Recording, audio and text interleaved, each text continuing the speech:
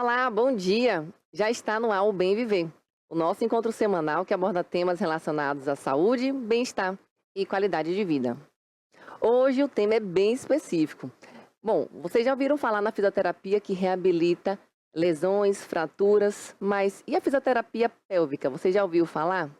Então, a fisioterapia pélvica é uma área especializada da fisioterapia que avalia e trata os músculos do assoalho pélvico. Para quem não entende o que é o assoalho pélvico, é um conjunto de músculos que fica na porção inferior do nosso abdômen, que sustentam órgãos importantes como intestino, bexiga e útero. E a fisioterapia pélvica ela trata justamente disfunções dessa região, além de tratar também algumas disfunções sexuais, tanto femininas quanto masculina. E aqui nós temos uma especialista que vai trazer muitas informações. Ela vai dizer o que é, quais são as indicações, os benefícios e ainda vai demonstrar como é realizada a fisioterapia pélvica. Seja bem-vinda, doutora Tisa Sattler, tudo bom? Tudo bem, muito obrigada, Priscila. Que prazer estar aqui falando um pouquinho dessa área, como você bem falou, um pouco desconhecida, Sim, porque é sim. nova, né? Mas super interessante, super importante, que traz muita qualidade de vida. Eu tenho certeza que as pessoas em casa, elas vão passar a conhecer mais e vão até se identificar com problemas que nós vamos abordar aqui e buscar, né, a terapia, porque é algo realmente pouco dita, né, divulgada, mas a intenção aqui é trazer informação para você. E eu quero que você comece aqui a entrevista, Tisa, falando um pouquinho o que foi que te levou a se especializar na fisioterapia pélvica. Pronto. Na verdade, não foi um sonho de criança. Eu fiz engenharia, na verdade, antes de entrar para fisioterapia. Entrei na físio e aos poucos fui me apaixonando. Eu tenho um histórico de uma família de mulheres fortes que tiveram partos vaginais, e que, né, lutaram aí por esse lugar de poder parir, e isso veio me chamando pro lado profissional também. Minha bisavó fez os próprios partos. Ela teve 11 filhos e Nossa, 10 deles ela teve sozinha, né? não. Então foi uma área que fez parte. Na minha casa, o assoalho pélvico, coisas que às vezes as pessoas têm dificuldade de falar, como vulva, vagina, pênis, não é um tabu. Então já foi mais fácil de casa e foi uma construção ao longo aí da minha faculdade, do mestrado, agora no doutorado, que me trouxe para cá. Mas é um prazer mesmo, é uma área diferente, de Aham. fato, como você falou, todo mundo pensa em físio, pensa em ombro, pensa em joelho, dor nas Uhum. costas. Ninguém imagina que pode ficar sem roupa numa consulta de fisioterapia, né? E é isso que eu faço, é diferente, a gente vai conversar um pouco, mas foi um chamado, na verdade, construído. Um pouco pelo que eu vivi em casa e um pouco do que eu fui aprendendo ao longo da graduação também. Essa área é um tanto delicada. Você acabou de falar a questão de ir fazer uma fisioterapia sem roupa. Então, assim, toda profissão tem desafios. Então, creio que você também deva passar por alguns. Então, assim, compartilhe aqui com nossos telespectadores quais são os desafios que você enfrenta, né, com essa área, porque, querendo ou não, expõe, a pessoa fica um pouco constrangida. Conta um pouco mais pra gente sobre isso. Pronto.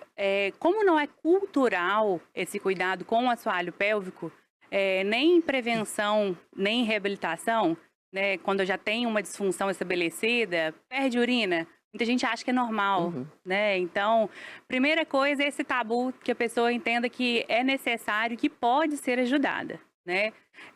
Depois a gente tem aí essa questão do constrangimento, mas a gente trata isso com muito profissionalismo, né? Claro, cada corpo é muito importante, cada corpo é o seu próprio corpo, né? Mas a gente tá acostumada ali e é individualizado, né, Priscila? Nem todo mundo vai ter uma avaliação do assoalho pélvico na primeira consulta. uhum, Algumas pessoas, por exemplo, pessoas que às vezes sofreram algum trauma, de violência mesmo, né? Isso acontece muito. Mulheres que têm dor, por exemplo, para relação sexual, que tem aí uma origem de uma violência, às vezes nem objetiva como a gente imagina, mas uma violência às vezes mais sutil, essa mulher talvez não queira e não se sinta à vontade, não está na hora dela ser avaliada, né, ali no assoalho pélvico, que é na vagina mesmo, para deixar bem uhum, claro, né? É um pouco diferente do exame ginecológico, não tem espéculo, mas é uma palpação interna. Então nem todo mundo vai, a uhum, primeiro momento, ter isso uhum, aí. Então a gente vai individualizado. Tem gente que tá super tranquilo, já chega, né, fica até afoita ali na uhum, primeira conversa, já quer deitar logo, já quer tirar a roupa. Então a gente lê cada pessoa para entender como uhum. vai ser, e nem todo mundo vai ter essa avaliação na primeira consulta, depende do individual ali, Uhum. né, do Ah, então tem limite. um momento primeiro de conversa para deixar a pessoa Isso. mais tranquila, explicar também tudo o que vai acontecer, não chegar diretamente e tocar como você falou, né. Então vai meio que preparando esse paciente para para o procedimento, a técnica em si, né? Isso aí. E, por exemplo, numa consulta de ginecologia, ninguém sente a necessidade de perguntar, né, para a secretária ali, como eu devo me preparar para essa consulta? Ninguém pergunta Ninguém isso, a gente já pergunta. sabe como vai ser. Essa é uma das perguntas mais frequentes que eu recebo, né? Paciente novo pergunta, como eu me preparo? Não tem preparação. Né? Você chega lá, você não precisa estar depilado, você não precisa estar com a calcinha bonita, não existe isso. Então não tem preparação, é você ir. Né? E a informação vai chegar lá, a gente vai ver qual é o limite de cada pessoa, mas é muito comum, pelo desconhecimento, como você comentou, da área, a pergunta que eu mais recebo é essa: como eu me preparo? Né? Interessante é justamente isso, nós trazendo a informação, você que está em casa, né, que tinha até uma vontade, mas não tinha coragem ou vergonha, vai passar a conhecer, né, mais a fundo e buscar, marcar uma consulta com o Tisa e talvez entender se o seu caso é para isso, mas a gente está aqui para poder tirar esse constrangimento, tirar essa vergonha, né, não, Tisa? Sim. Me fala, quais seriam as condições assim mais comuns que você atende assim, na sua prática com a fisioterapia pélvica? Tá. Só abrangendo um pouco mais, a fisio, né, na área de pélvica, ela é nova e atua em várias frentes. Desde a oncologia, por exemplo, mulheres que operaram a mama por câncer de mama, mulheres que tiveram câncer ginecológico e por algum motivo estão aí tendo disfunções. O que são essas disfunções? Incontinência urinária, fecal, a vagina pode diminuir depois de uma radioterapia, né, impossibilitando uma penetração, pode ter dor. Então, na oncologia, passando pelas crianças também, crianças que depois dos 5 anos continuam tendo enurese, que é perder xixi ao dormir. Então, a fisio atua em muitas frentes. Homens, né, com disfunções. Hoje eu, no meu consultório, que foi a sua pergunta, atuo só com mulheres adultas, né? Aí, às vezes, na puberdade, eu ainda tenho um formato de consulta que é para orientação, que nem é exame físico, é mais uma consulta de conversa, de orientação, mas o meu maior público são mulheres gestantes, né, que estão se preparando para um parto, independente da via de parto, cesárea ou parto vaginal, o assoalho pélvico, ele fica sobrecarregado, como você bem disse aí no início, né, o assoalho pélvico é essa musculatura, essas faces, esses ligamentos que toleram, né, o peso dos nossos órgãos, e na gravidez a gente tem uma sobrecarga, né, o bebê vai crescendo toda semana, alguém vai colocando um pezinho ali em cima a mais, por mais que a mulher se cuide, que ela não tenha excesso de ganho de peso, ainda assim existe uma sobrecarga. Então mesmo aquela mulher que está decidida a ir para uma cesariana, a gente atende também. Então mulheres gestantes, pós-parto também, para uma reabilitação pós-parto na área pélvica, independente da via de parto também, cesárea ou vaginal. Mulheres com incontinência urinária, mulheres com dor sexual, né? Mulheres com baixa libido também aparece bastante. Isso não tem a ver só com a idade, é interessante a gente falar sobre isso, que isso atinge a todas as idades, né? Porque baixa de libido e dor sexual é multifatorial, tem uma questão psicológica muito forte, então é um atendimento que tem que, né, ser junto, como a gente também compartilha pacientes no pós-parto, né, que vão para o LPF, vão lá para mim para tratar, às vezes, uma incontinência, alguma outra disfunção. Na parte sexual também precisa de um acompanhamento com psicólogo, né, precisa ser multiprofissional também. E mulheres com dor pélvica crônica, com endometriose, é algo que tem surgido muito. A mulher moderna, ela tem mais endometriose, esse é um fato real. Né? Esse é um dado mesmo. Você tem recebido mais endometriose mulheres? Aparece bastante, e endometriose que é progressiva, né? Então a dor que vai piorando aí, então vem bastante para nós. Interessante. Ô Tisa, como que é a formação da fisioterapeuta pélvica e quais são as habilidades específicas que são essenciais para essa área? Como todo profissional de saúde, eu acredito que a pessoa tem que estar disponível para lidar com o ser humano, né? Escutar, né, aprender a escutar, aprender a ter empatia com as pessoas, porque é um consultório que a gente recebe frequentemente relato de abuso sexual, de abuso íntimo. Então, é um consultório que você precisa ter uma empatia e uma estabilidade. Né? Não dá para você abrir a boca e chorar. Apesar dos casos tristes, às vezes a gente se consterna ali, fica triste junto com a pessoa realmente, mas precisa ter uma estabilidade ali. E não pode ter muita vergonha, mas eu acho que isso a gente vai trabalhando ao longo da formação também. Né? Assim... E, por outro lado, precisa ter um profissionalismo sério. A gente vê, às vezes, pessoas fazendo um trabalho muito vulgar. Né? Então, precisa ter um centro também, né? Nem muito tímido, nem tanto... nem é extravagante, é vulgaridade mesmo. Então, a gente tem que estar num lugar ali central, porque você vai receber mulheres de 25 anos, mas você vai receber senhoras de 80 anos, né? Que têm uma outra formação sexual, uma outra... lidam diferente com a intimidade. Então, é necessário ter um profissionalismo ali. Mas isso é capaz de desenvolver, né? Sim, sim, com certeza. Qual seria a diferença entre a fisioterapia pélvica para homens e mulheres? Não tem muita diferença, tá? Isso é bem interessante. Sabe qual que é a maior diferença? Os homens são mais fiéis no tratamento. É. Acho que a maior diferença é essa. Homens são extremamente fiéis ao tratamento. Todo mundo pergunta assim, você já foi assediada, né? Eu tenho mais de 10 anos aí que estou na área. Eu nunca fui assediada por um homem, né, ali durante a consulta. O que a gente mais recebe de homem ali é homem com disfunção erétil, né? Então, que não consegue manter a ereção durante a relação. Homem com ejaculação precoce, né? Pós-cirurgia de próstata também, é bastante comum com incontinência urinária. E outras questões também que influenciam na vida sexual, como peironi, que é o pênis que se entorta mesmo ali por uma lesão, uma cicatriz prévia. Mas eles são muito, muito fiéis e são muito organizados mentalmente. É uma fragilidade muito grande, né? Uma questão peniana para o homem, ela traz uma fragilidade às vezes maior. A mulher às vezes empurra mais uma incontinência urinária que um homem, por exemplo. A mulher empurra mais a vida sexual. Então, os homens são bastante fiéis. Mas, no geral, o tratamento é o mesmo, respeitoso, cuidadoso, individualizado. Então, não tem grandes diferenças. Esses pacientes, eles te procuram, eles têm que ter alguma recomendação ou por livre e espontânea vontade? Deu vontade de tratar, eu vou buscar a profissional porque eu acho que ela vai me tratar ou precisa ter alguma referência, alguma indicação? Não, fisioterapia é uma profissão de primeiro contato. Tá? Todas as áreas da fisioterapia, então não precisa de recomendação. Mas, na realidade, para profissionais que atendem por plano de saúde, precisa, né? Para o plano cobrir aquilo. Eu não atendo profissionais, não atendo por plano de saúde, mas é uma profissão de primeiro contato. Especificamente em gestantes, que é um cuidado bem, né, ali de 2 pessoas, um profissional para 2 indivíduos, né, a mãe e o bebê. Eu sempre peço liberação médica para até ter uma conversa, para se aproximar do obstetra ali, né, que está tendo esse contato, né, mensal ali com essa gestante, mas não é necessário, é um cuidado pessoal. Entre as muitas técnicas que a fisioterapia pélvica usa para tratar os pacientes, e às vezes os pacientes nem imaginam antes de entrar a primeira vez no consultório, está a massagem perineal. A massagem perineal, como o próprio nome diz, é realmente uma técnica de massagem.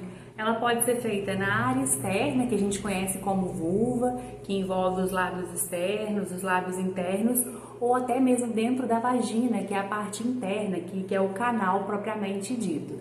Ela é feita com luva dentro do consultório, com lubrificante à base de água, e ela pode ser feita com uma técnica a favor ou contra as fibras musculares, dependendo do que for avaliado e necessário. Essa técnica também pode ser usada para preparar o assoalho pélvico para alguma outra intervenção. Pode ser preparação para um treino de força, por exemplo. O treino de força é sempre, né, individualizado ali, baseado no que foi feito na avaliação. Pode ser feito um treino de força com um biofeedback, né, que também é um Epinol, que pode ser introduzido dentro da vagina. E aí, o que a gente tem? A gente tem, de acordo com as contrações, o reloginho subindo e descendo, e a paciente consegue ter um feedback visual daquela contração. O Epinol também pode ser usado na parte de obstetrícia, quando a mulher está grávida, para um treino expulsivo. Então, aquela mulher que está se preparando para o parto vaginal, né, e ela não sabe qual que é a sensação de passar um bebê, a gente consegue mimetizar, né, de forma muito diferente do que é realmente no parto, porque ali tem ações hormonais específicas do momento, mas a gente consegue aí mimetizar o que seria o expulsivo, inflando levemente aqui, né, lá dentro da vagina, esse aparelho, e a mulher faz esse relaxamento junto com uma leve força de expulsão. Isso de forma bem delicada, nada para machucar, nada de ser doloroso. Outra técnica também que pode ser associada à massagem é o uso de vibrador terapêutico, né? Às vezes, quando tem algum ponto doloroso, a vibração pode ser usada ali em algum ponto, tanto interno quanto externo. O uso também de dilatadores, que são técnicas, por exemplo, para mulheres que têm vaginismo, né? Que é a contração involuntária do assoalho pélvico. E elas podem ir progredindo dentro da fisioterapia, fazendo exercícios com dilatador menor, maior, até chegar numa dilatação mais funcional e mais perto do que seria, por exemplo, uma penetração. Paciente que tem incontinência urinária, né, ou fecal, que é quando a pessoa não consegue conter, né, a urina. Então, escapa a urina ou não consegue conter as fezes. Fala um pouco para... Pronto. Só um detalhe, a gente tem um outro tipo ainda que é a incontinência anal, que pode perder flatos também, pode perder pum, né? Porque isso também é um problema, Sim. você querer aqui socialmente, né, prender um pum ali E que não tem, e não não tem tono no conseguir. esfíncter, então não consegue segurar, não consegue Isso. se conter e aí acaba escapando. A primeira coisa, Constrangedor, hein? pois é, Nossa. a primeira coisa é a gente entender o histórico desse paciente, homem ou mulher, né? Qual que é o histórico desse paciente? Quando começou a perder essa urina, essas fezes, esse pum? Tem cirurgia prévia? Não tem? O que que levou esse paciente até ali? A gente tem fatores de risco bem importantes para o assoalho pélvico. Ali, pessoas que fumam, né? Pessoas obesas, múltiplas gestações, então pessoas que engravidaram 3, 4 vezes já começa a ter um risco maior. A proporção é maior de mulheres do que homens que têm, né? Por Mulheres conta têm de problemas maiores. gestações, né? Sobrecarga do assoalho pélvico. Cor de pele, né? Quanto mais branca a pessoa, pior é a qualidade do colágeno. Uhum. Então, pessoas claras têm mais prolapso, que são esses órgãos que descem, o famoso bexiga baixa, né? Então, pessoas brancas têm mais essa condição de Tendência disfunção à do assoalho flacidez pélvico. muscular, né? Isso. E aí não consegue conter. E ligamentar, e fáscia, todas as estruturas envolvidas ali. Então, a abordagem inicial, ela é sempre na conversa, que a gente chama de anamnese, né, na área de saúde. É sempre a conversa para delimitar, entender qual é esse tipo de incontinência. A gente tem incontinências diferentes, né? Tem aquela incontinência que é de urgência, deu vontade de fazer xixi, eu preciso correr para o banheiro. Eu levanto à noite, muitas vezes, né, para fazer xixi, não é normal. De noite, seus rins querem descansar. Né, a taxa de filtragem renal à noite, ela deve ser menor. Então, o paciente que levanta 2, 3 vezes para fazer xixi à noite, já é um indicativo. E Então, uma vez só. a gente precisa observar. Tem uma ferramenta que chama de aro miccional. E a gente vê também qual é a ingesta hídrica. Então, vamos supor que você, que é uma mulher muito saudável, e eu Sim. sei que tem uma organização muito grande da rotina, né, toma, por exemplo, 4 litros de água. Tá? Você é uma mulher esguia, magra, 4 litros é bem mais que o mínimo que você deveria tomar, né? Que é calculado por peso. Essa questão de 2 litros não é bem assim, Não né? é bem assim. Então, a gente tem que observar. Então, uma vez, principalmente perto da hora de acordar, é muito comum, quando a melatonina está Sim. descendo, 5 horas da manhã, tá Sim, clareando, sim. aquele xixizinho ali que às vezes você vai voltar para dormir um pouquinho é bem comum. Sim. Mas ter muitos despertar à noite não é comum. Né? Então, a gente delimita aí. Ou é uma continência de esforço, né? A pessoa tosse, espirra, vai pegar um peso, vai pegar o filho, né? E tem essa perda. Exercício também, né? Pulando corda. Isso. Né? Tem Né? gente Então, tossindo, espirrando também, né? Tudo que for de esforço que cause aumenta a pressão aumenta a abdominal pressão. e perde o xixi, né? É considerada assim incontinência de esforço, porque elas têm etiologias diferentes, né? Essa de urgência, ela pode ser só um hábito, mas ela pode ser uma baixa de estrogênio, né? Ela pode ter outras caracterizações. A de esforço está muito ligada à fraqueza da musculatura, né? Então a gente precisa entender qual característica que é para a gente investigar direitinho qual é a etiologia. E pode chegar em níveis maiores, por exemplo, de precisar de acompanhamento com um urologista, mas a maioria, o dado para a gente é que quase 90% dos pacientes melhoram com o padrão ouro que é fisioterapia. Não vão precisar de medicação, não vão precisar de cirurgia, não vão precisar de nada. Joia. E qual o papel da fisioterapia pélvica no pré e pós-parto? Isso é bem legal. Como a gente já havia comentado, a gestação por si só, ela é um abalo do sistema da mulher, né? A gente tem vários hormônios, por exemplo, a relaxina, que deixa a gente mais propensa a virar o pé, né? Porque é para abrir ali a nossa pelve. Então, tudo isso já vai mudando um pouco a conformação, né? Então, a físio, antes de aparecer uma disfunção, antes da mulher ter dor lombar, antes de ter dor sacral, antes dessa mulher ter uma diástase importante, né? Que aí a gente conversa um pouco sobre isso. Trocamos sempre ideias. Antes dessa mulher ter uma possível disfunção urinária que não tem a ver com a via de parto, e sim com a gestação em si, a gente previne isso. A gente sabe que a evidência científica traz para nós que a prevenção ela é muito mais efetiva que um possível tratamento de uma disfunção já estabelecida. Né? Então, a gente faz esse trabalho para prevenir dor, para ser uma gestante saudável. A gente sabe que gestante que pratica atividade física, ela é uma gestante que tem menos chance aí de ter disfunções de pressão, de ter diabetes. Ela vai se preparando também para entender o que vai vir para o pós-parto. Então, desde a gestação, a gente vai fazendo esse trabalho. Às vezes, numa consulta obstétrica, é tão corrido, né? Tem tanto exame para ver, tanta coisa, e a mulher não consegue ter essa boa orientação. E a físio vem trabalhando também. Né? Bem direcionada para as orientações. Também. Também, né? E do básico, assim, a verdade é que a gente não tem uma cultura de ensino em saúde. né? Você bem sabe disso, é né? verdade. As pessoas, assim, às vezes o que vai mudar um desfecho é eu falar com o paciente assim, evita cruzar a perna o dia todo, isso pode deixar seu assoalho pélvico mais tenso, né? Coisas como, por exemplo, não existe força para fazer xixi. Sentar no vaso, gente, é um ato só de relaxamento, é sentar e relaxar, não tem que ter prensa abdominal, né?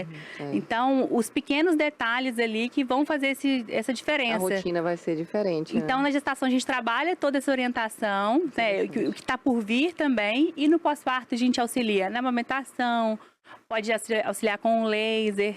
Né? Quando é um caso muito complexo, eu costumo chamar uma consultora de amamentação. Eu não trabalho mais nessa área. Sim. Né? Mas coisas pontuais ajudar até na lesão da cicatriz ou vaginal ou da cesárea, um laser para aquilo cicatrizar bem bonitinho, rapidinho. Então, tudo isso a fisioterapia pode ajudar. Eu vou descruzar minha perna aqui, que ela falou agora aqui do cruzar. Fala um pouco mais sobre isso. Esse cruzar de perna, por quanto tempo que ele pode ser prejudicial para o assoalho pélvico? Porque eu gosto de cruzar minha perna aqui, mas trocar um pouquinho aqui um lado, o outro, como é que é isso? É o seguinte, posição boa é aquela que a gente muda. Né? A gente às vezes vê aquelas grandes campanhas de saúde da coluna, por exemplo. Ai, que você deve estar encostado assim, ou deve deitar de lado com o travesseiro na perna. Não é bem assim. Posição boa é aquela que a gente muda e está confortável, que a gente não para, né, só em uma. Algumas pessoas têm um hábito muito vicioso. Por exemplo, estão sempre com a perna cruzada. Às vezes tem pacientes que chegam lá, a gente tem uma musculatura no bumbum, que está muito ligado ao assoalho pélvico, que é o piriforme ali, que está super tenso, porque a pessoa vai às vezes lavar uma vasilha, vai parar, tá sempre em cima da mesma perna. Observe, você que está aí em casa, observa isso. Se você não sempre tem uma dominância de uma perna do que na outra, né? Dá aquela paradinha, dá uma curvadinha mais para um lado ou para o outro. Sempre para um lado, e isso pode afetar seu assoalho pélvico. Né? Isso pode te trazer tanto uma disfunção ali de perder xixi mesmo e tudo, como dor para ter relação sexual. Nossa, então, sobre cruzar a perna, não tem problema cruzar, mas tem gente que só senta, por exemplo, em cima do pé, né? Aquela posição da perna cruzada por baixo, né? Tem gente que tem essa necessidade aí de só sentar de perna cruzada. Isso não é natural, isso é social. E pode prejudicar, né? Isso pode prejudicar, traz uma tensão e um desequilíbrio dessa musculatura. Então, um pouquinho, por exemplo, aqui a gente está exposta por câmera e tudo é normal, né? Essa vontade de cruzar a perna. Posicionamento, né? Mas tem gente que almoça assim em casa, né? Então, ó, já pega a dica fica aí. viu? Não é interessante, né? Essa perna muito cruzada. Isso pode trazer uma assimetria, né? Um músculo mais tenso de um lado do que do outro e acabar acarretando em fraqueza. Não é bacana, tem que trocar. Interessante. E vamos falar então sobre as disfunções sexuais. Como é que a fisioterapia pélvica atua nessas disfunções? Pronto. Então, primeiro, o que é uma disfunção, né? Vamos lá. Disfunção é quando você sai da sua prática sexual normal. Então, é um sintoma repetitivo, em torno de 6 meses aí que a gente tem esse sintoma que não é explicado por nada. Então, por exemplo, e ele pode ser primário, a pessoa, por exemplo, nunca experienciou um orgasmo, nunca teve. Ou ele pode ser secundário. Não, antes eu tinha orgasmo e agora não tenho mais. É uma orgasmia secundária, né, quando a pessoa já experienciou. Ou, por exemplo, sempre teve dor. Então, a gente tem desejo hipoativo, aquela pessoa que tem muito baixa libido. Né? E desejo hipoativo, a gente pensa, será que não é anticoncepcional? Será que a maioria das pessoas não tem nada fisiológico errado? Os hormônios estão ok, né? A gente está tudo bem controladinho ali, não tem nada anatômico, uma falta de autoconhecimento, de autoexploração. Então, a gente ajuda desde essa orientação, até mesmo a fortalecer essa musculatura, né? Trouxe um esqueminha aqui, rapidinho para mostrar. Quer que eu segure o microfone? Acho que eu dou conta. Essa daqui, ó, como se fosse o assoalho pélvico, né? Que tem aqui a musculatura e essa musculatura é bem superficial. Quando a gente toca na vulva, essa musculatura já tá por baixo. E logo debaixo dessa musculatura, a gente tem encaixadinho aqui o clitóris, né? Que é o nosso centro de prazer, que ele é muito inervado e tudo. E ele precisa estar cheio de sangue, né? Pra gente sentir prazer. A gente não tem a sensibilidade da vida sexual o tempo inteiro. Senão seria impossível cruzar a perna, usar uma calça jeans, não é assim. Pênis e clitóris têm um sistema que a gente chama de liga e desliga. Para ele estar ligado, ele precisa estar cheio de sangue. Por isso que o pênis fica ereto. Né? E o clitóris é a mesma coisa. Ele também fica ereto, ele também fica cheio de sangue. E a gente sabe que quando essa musculatura ela tem uma força interessante, e não é só força, tá? Ela tem que saber relaxar também, né? E quando ela tem uma função interessante, melhor que a palavra força é a função, esse clitóris consegue se encher mais de sangue, a gente tem mais sensibilidade, então é mais fácil ter um orgasmo, é mais fácil ter lubrificação, que às vezes é causa de dor, é a baixa lubrificação, né? Então é mais fácil ter libido, porque você imagina uma mulher que só tem experiência dolorosa ou desprazerosa. Às vezes nem tem dor, mas não faz diferença, sabe? Dificilmente ela vai querer se dedicar à vida sexual. Né? Porque sexo gasta energia, gasta tempo, né? Então, assim, se não for bom, para que eu vou me colocar nessa situação? Né? Vou suar o cabelo que tá escovado? Se não for bom, para que eu vou fazer isso? Então, a gente trabalha isso do autoconhecimento, né? É interessante ressaltar que a mulher não tem orgasmo durante a consulta, não é isso. Indicativos para autoexploração e para capacidade muscular preparar essa função, né? Mas a exploração é toda em casa, com a parceria ou sozinha. Sim, você só dá as orientações, a pessoa as orientações, em casa. Isso aí. E aí, isso pode melhorar muito a vida sexual. Ô, Tisa, é bem interessante essa questão das disfunções, porque muitas pessoas, elas têm, e como você falou, às vezes demoram de procurar, e por orientações, né, essa prática em casa pode favorecer a mudança e essa mulher ou em casa, o casal em si ter uma vida sexual, né, mais prazerosa para os dois, né? Porque como você falou, às vezes não tá bom para um, só tá bom para o outro, então a pessoa vai ali só para dizer assim, estou cumprindo o meu papel, né? E o ideal é que seja realmente prazeroso para os dois. Então assim, é interessante essa questão das disfunções, porque muitas pessoas sofrem e por ser algo tão íntimo, não querem expor, têm vergonha. Então aí vale a pena ter esse momento com uma especialista que vai dar essas orientações e fazer a diferença também em sua rotina, com certeza, né? E culturalmente, a gente tem uma formação sexual um pouco problemática. A gente é muito influenciado por pornografia, que não tem nada a ver com sexo real, né? Então, uma frase que a gente escuta muito eu acho que eu tô larga. Mas vagina apertada é interessante para quem? Vagina apertada faz a mulher sentir dor. Na verdade, o apertado normalmente é tensão muscular. Não é força da musculatura. Uma musculatura forte é aquela que relaxa bem e que contrai bem, né? Então, não é só força. Então, e outras questões que se espera, né? Por exemplo, o prazer da mulher, ele está muito relacionado ao clitóris, que não é tão estimulado na penetração. Né? Então, até essas coisas mais simples, né, a gente conversa. Um perfil comum de paciente, às vezes uma mulher que teve um casamento de 30 anos e nunca experienciou um orgasmo. E ela chega, às vezes, né, num novo relacionamento de 1 mês e ela fala assim, não, é tudo diferente do que eu estava acostumada ali. Faltava estímulo, talvez. Faltava estímulo, autoconhecimento. E a gente tem um tabu. A cultura judaico-cristã, islâmica ali, ela reprime a sexualidade da mulher. Né? A gente pensa, uma mãe se encontrar, por exemplo, um menino se masturbando, normalmente ela fala, meu filho, a nossa privacidade, né? Vai pro seu quarto, vai para um banheiro, ou não gasta tanta água do chuveiro, tem uma coisa mais descontraída. Com a mulher, normalmente, a maioria das famílias lida totalmente diferente, né? Se preocupa, meu Deus, será que ela tá transando antes da hora? O que vai acontecer? E se ela engravidar? Então, né, a gente tem uma questão sexual muito reprimida. Acha que a vulva fede, isso é muito comum, né? Então, é uma construção que a sexualidade é isso, ela é construída desde o desfraldar. A fisioterapia pélvica, então, ela não é somente, como você falou, não é só a sessão, a prática em si, né? Então, vem dessas orientações. E essa sequência de orientações e a prática da própria fisioterapia, a técnica, né, sobre o paciente, tem quanto tempo de resposta que essa pessoa ela pode ter? Assim, a partir de quanto tempo ela pode perceber assim, a melhora do quadro? Como todo profissional de saúde, a gente dá prognóstico, né? Que é o tempo de falar assim, ó, a hora que eu vou te dar tchau. Né? Então, o prognóstico depende do que a gente avaliar. Por exemplo, mulheres que têm a parte neurológica preservada, quando a gente toca no clitóris, a vagina tem que se fechar. Mulheres que têm essa parte que estão funcionando bem, toca no ânus, o ânus tem que se fechar, de homem e de mulheres. Então, a gente tem uma série de testes que a gente faz que vão guiar né, esse prognóstico. Então, quem tem a parte preservada, quem se dispõe a fazer os exercícios em casa, Sim, tem que fazer, né? Tem que fazer.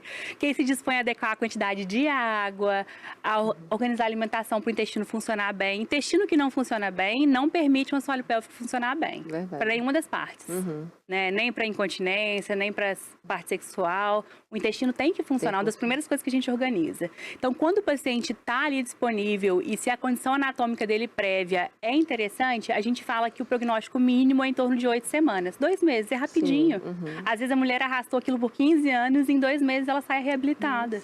Nossa, né? Então, tudo vai depender do que vai ver ali, mas a maioria dos pacientes é bem rapidinho. Que bom. Cada caso é um caso, mas a resposta tem sido assim, satisfatória, né? Isso. Quanto antes. Vamos falar de novidades e tendências. Quais são os avanços mais recentes que podemos assim destacar de novas tecnologias, né, no tratamento com a fisioterapia pélvica? Pronto, esse é um assunto polêmico, sabia? Vamos lá. Polêmica, nós gostamos. Porque boa parte das tecnologias não são validadas. Então, isso é muito interessante. Que assim como na sua prática, o que mais vale é o raciocínio clínico ali, Sim. né? A observação clínica ali, né? Na fisioterapia pélvica, a gente tá mais ou menos por aí. O que vale muito é a mão do fisioterapeuta e a prática conjunta do paciente com o fisioterapeuta. Uhum. Mas a gente tem recursos tecnológicos no consultório. Eu tenho eletroterapia para alguns casos específicos. A gente tem vibração, que a gente trabalha, tem vibrador que trabalha no consultório, né, que ele tem uma pontinha, às vezes a mulher tem dor. A gente pode ter dor no assoalho pélvico, como tem no ombro, por exemplo, de tensão. E às vezes a gente ajuda ali a inibir esses pontos. E aí eu vou ensinar ela a fazer com vibrador em casa. Às vezes eu até dou na consulta. Você faz, durante a sua consulta, tem a prática também de exercício com a paciente? Tem a prática lá. E não é só ensinar para fazer em casa, não. Ela a gente faz. E esse vibrador ali não tem nada a ver para ter orgasmo, não é isso. Sim. É um vibrador terapêutico para soltar a musculatura, é outro, né, assim, outra abordagem. Outro propósito, né? Isso. Sim. A gente tem, então, dry needling, que é a agulha que também é bem validada, usa a mesma agulha que a gente usa na acupuntura, mas também é para trabalhar pontos dolorosos, para liberar a musculatura. Então, a gente tem algumas tecnologias que são bem validadas e tem outras que não são, mas a gente vê muita prática. Mas vocês aplicam? Vocês aplicam porque vocês têm uma boa resposta. Isso, o que é validado e o que tem boa resposta a gente aplica, mas tem muita coisa que tem surgido aí e vai ser, a área da saúde tá assim, né? Toda hora muita inovação e tudo, e a gente precisa raciocinar em cima disso. Mas sobre tecnologia, a tecnologia prende muito o paciente ao consultório. Então, o que a gente tenta é sempre ser progressivo. Se você chega no meu consultório, por exemplo, sem nenhuma disfunção, fala, não, Tirs, eu vim aqui para treinar um pouco minha musculatura, para você fazer uma avaliação, que isso é uma consulta comum também, mulheres que não têm disfunção, né, que querem prevenir ali. Eu não vou usar tecnologia. A gente vai trabalhar com o que você tem, que é a sua capacidade de fazer exercício em casa. Eu vou te ensinar ali, a gente vai te progredir carga. Tem carga, como na academia, na física também a gente trabalha assim. Então a gente progride com a tecnologia aos poucos, porque quanto menos tecnologia, mais independente o paciente é. Nossa. Então você tem aí a orientação e a prática. E a pessoa, em casa, ela vai fazendo e tendo também essa prevenção. Porque tem mulheres também que me buscam para praticar o LPF com o argumento que eu não quero ter o escape de urina, nem o meu assoalho pélvico fraco, e eu quero preparar antes que aconteça. Então, assim, é interessante, não só na procura do LPF, como também na parte pélvica, da fisiopélvica, para preparar. Então, é comum a musculatura ficar mais fraca com o passar do tempo. Perde colágeno, perde tônus. Então, esse preparo, essa prevenção, ela é interessante ser realizada, né, Tisa? A maioria das mulheres vai experienciar uma disfunção ao longo da vida. Seja a bexiga cair, que é o prolapso, seja uma incontinência, uma dor sexual, uma baixa de libido. A maioria das mulheres vai experienciar alguma coisa ao longo da vida. Tisa, existe algum mito sobre a fisioterapia pélvica que você queira aqui falar, né, desmitificar para os nossos telespectadores? Existe. Conte. Existe. Gente, muita gente acha que comprar um curso pela internet, que ficar apertando e soltando, que é fisioterapia e não é. Pompoarismo, por exemplo, que é uma arte super legal oriental, que merece um respeito, que assim como o Kama Sutra, não é simplesmente fazer uma posição sexual, Sim. é um estilo de vida, é um pensar. Isso não é fisioterapia pélvica. Apertar e soltar não é fisioterapia pélvica. Fisioterapia é baseado na avaliação daquele paciente, de como tá aquela pelve. Às vezes, Pri, tem gente que não precisa, por exemplo, fortalecer, precisa aprender a relaxar. Sim. A pessoa tem escape de urina não por falta de força, mas porque ela tá com uma musculatura tão tensa que no final do dia essa musculatura tá cansada. Como a orientação ela é importante, às vezes, ela tem uma tendência a achar que é uma coisa e na verdade é Às outra. vezes não é. Então, ó, nada de ficar apertando e soltando aleatório aí. Se você tem uma boa função, passa num físio, né? Aqui na região de Itabuna e Ilhéus, a gente tá tendo cada vez mais profissionais super qualificados aí. Que bom, que bom. Então, a gente, né, passa lá, é um investimento que não é tão alto assim, e com poucas consultas você já vai aprender coisas super interessantes para realmente fazer um exercício para você. E não ficar, ai, tem gente que fala, não, mas quando eu tô dirigindo, eu fico apertando e soltando. Gente, não faz Não isso faz. não faz assim não. Ouçam as recomendações aí, tá? Da especialista. Tisa, você quer mostrar alguma coisa a mais aqui? Porque nós vamos encerrar daqui a pouquinho. Tem algo mais que você queira apresentar aqui para nossos telespectadores? Não, todos esses materiais aqui é só porque, como é uma musculatura muito subjetiva e a gente se conhece muito pouco, a gente usa muito. É padrão Ótimo. ouro, né? Do início do tratamento, a gente... Fazer essa apresentação, né? Exatamente, né? Ótimo. Tem uma coisa que são os 5 Fs. Encontrar primeiro, aprender a contrair essa musculatura adequadamente. E é isso. Tisa, deixa aqui a sua rede social para os nossos telespectadores, para quem quiser conhecer mais seu trabalho, marcar uma consulta. Fala ali para os nossos telespectadores, pode deixar a sua rede social. Pronto, é um nome um pouco diferente, né? Mas minha principal via de comunicação é meu WhatsApp e meu Instagram. O Instagram já tem um linkzinho do WhatsApp lá, que é Tirza Sattler, né? Então... Sim. Então, lá, quem quiser, então, entre em contato lá, tá? Fala com a Tisa, marca uma consulta.